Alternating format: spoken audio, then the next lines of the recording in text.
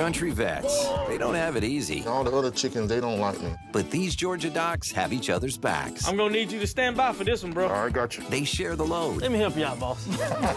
They share the love. Well, you're a miracle baby right now. Oh, thank you. And cheer each other on like best friends do. Go, Dr. Hodges, go. Well, most of the time. I taught that calf how to walk. Did you?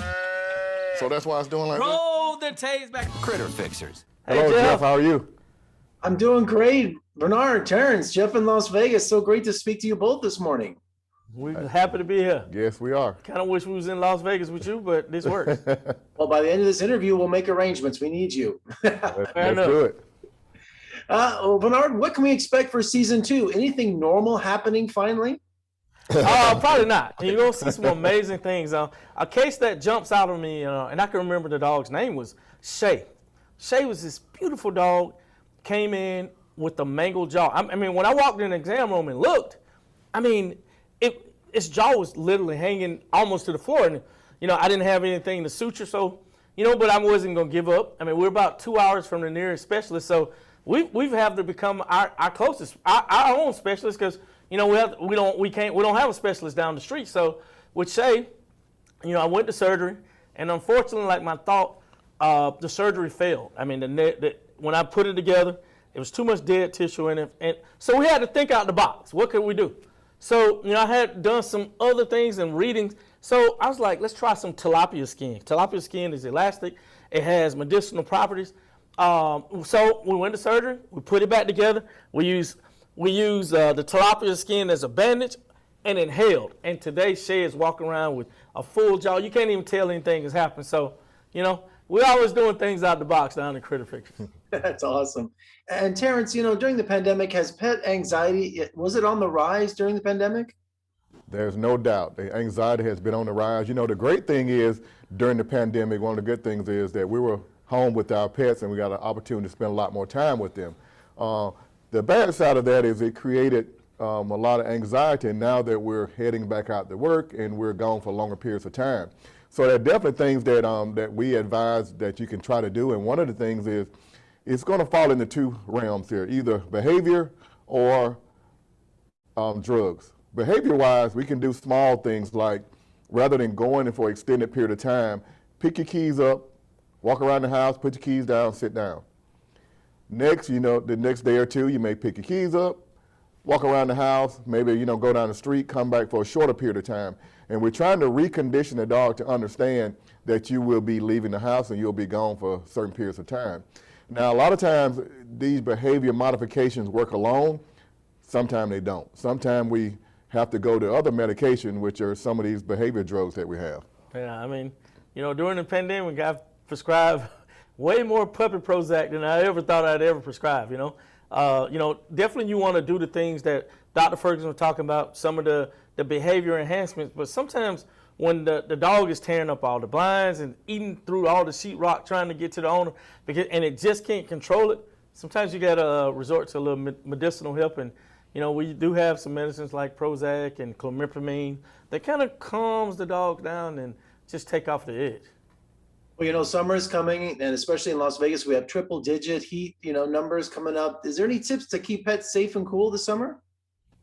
Yeah, a couple of things. A lot of them seem like they're common sense, but we have to say, you definitely don't want to take your pet in the car on a trip. You have to leave the babies at home because that temperature in that car can get very warm.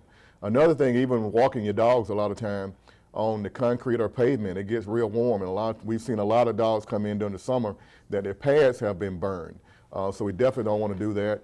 Even your swimming pool in the backyard, a lot of people don't think about it, but even being around the pool, drinking that water in the pool can cause problems sometimes if they ingest enough of it. So those are some of the things that we definitely want to watch for in the summer months.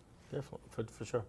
And, Vernard, what's the secret to your 20 years plus being best friends and business partners? What's the secret? The secret we finally figured out. This guy listens to everything I say. He realized that I'm right, So, I mean, that is the big secret. Nah, but it's respect. I mean, honestly, I tell people all the time, we have never had an argument in 30 years. Not one argument. It's just respect. I mean, I'm sure I've gotten on his nerve, and maybe he might have got on mine a time or two, but, I mean, I know he has my best interest, and we've proven to each other time and time again way before the cameras, way before the fame, way before you know, anything. When I was his overeducated dog walker and receptionist, and we just was in that clinic together, we've proven time and time again that we have each other back. So there's never any question. So, I mean, how could you not be friends with a guy like this? No, he's my best friend already during this interview. And, you know, less than 2% of African Americans are veterinarians. And with the popularity of the show, are you guys doing something to change that? I mean, are you getting a lot of fans or the next generation coming along for inspiration? Definitely. You know, it's something that Dr. Hodges and I take very seriously, is just trying to set a good example, you know, and trying to be that role model that we have always been, but now we just have a larger platform that provided to us by Nat Geo Wild. So we try to be as professional as we can, but we want people, but we also want to normalize it. We want people to understand that we're just two normal guys, you know, that we are veterinarians. We just happen to be black veterinarians. So we want to kind of normalize it some. And one thing that we've always done, you know, our doors are always open. You know, we have tons of kids, even before the show, that would come in, and parents say they want to be a veterinarian. We take them on tours, we show them around, we tell them to leave them a couple of hours with us to shadow us, to see what's going on. So we've always done all those things, and we have one other thing that we're doing now that's very special. I'll let Dr. Hodges tell you about that. We're doing our first ever Vet for a Day. Like, we get so many requests, and so we was like, why not just get all the kids here at one time? So, you know, we put out some flyers, and we were just amazed at the response. I mean, we're gonna have kids come in, and we're gonna first teach them what it takes to be a veterinarian. We're gonna teach them, you know, the prerequisites to get in vet school, how you need to do the math.